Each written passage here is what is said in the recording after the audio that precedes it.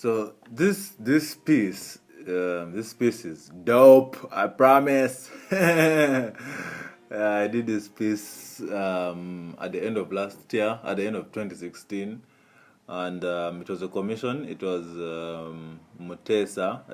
Mutesa is the former king in Uganda. I come from Uganda, in case you don't know. And yeah, Mutesa has a photo where he's standing with 12 of his chiefs. Well, 11. So the photo has 12 people. So Mutesa is standing with 11 of his chiefs, and the photo is called Echifanancha Mutesa, which in Luganda means a photo of Mutesa. So these guys are sort of an appendage of himself, and um, for those of you who do not know, for those of us who don't know, Mutesa was a very, very prolific king of the Buganda kingdom when he ruled. This is I don't remember the time period, but it was before I was born, that's for sure.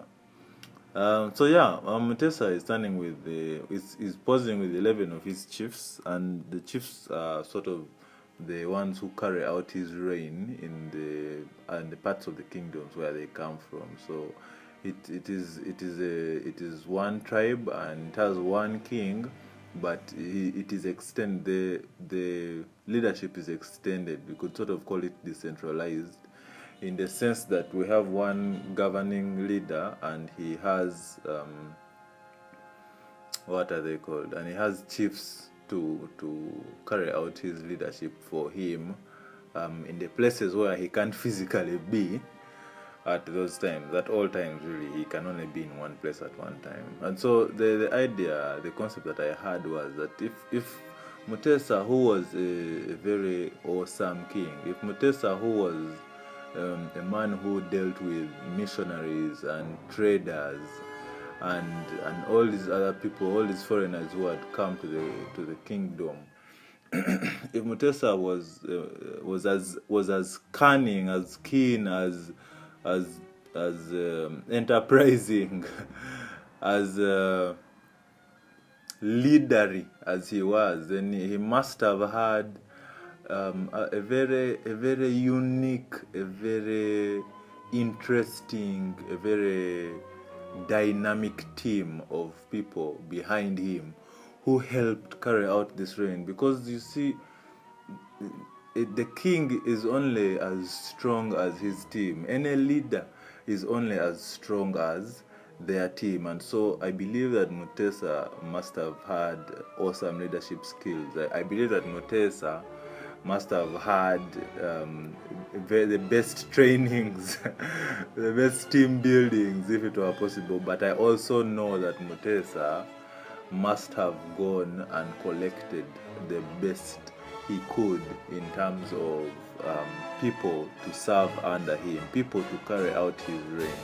If he was going to be successful, even with all the things that we could not, all the external factors that we could not predict happening and coming to the kingdom at that time, at the time in which they came, Mutesa must have had a team that was formidable. He must have had the protection, he must have had the decision making, he must have had the all-round tact to be able to pull off something like this. And that is really the inspiration for this piece and for the art direction. Well, not the art direction, but for the concept, the initial concept that that inspired this wide array of characters. Ooh, look at Mutesa. There we go. There we go.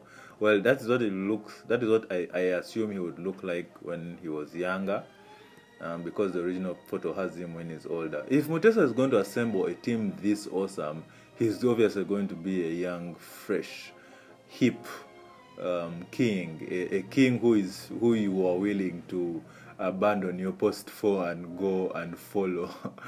And so I had to backdate the piece. I had to backdate him and make him look younger.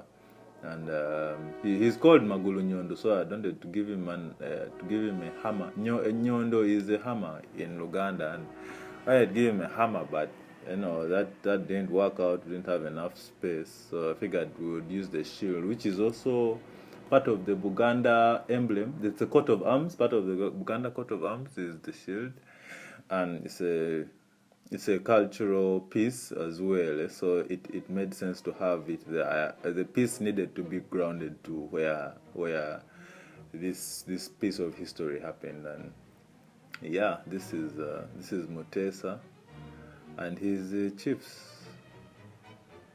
I hope you like it.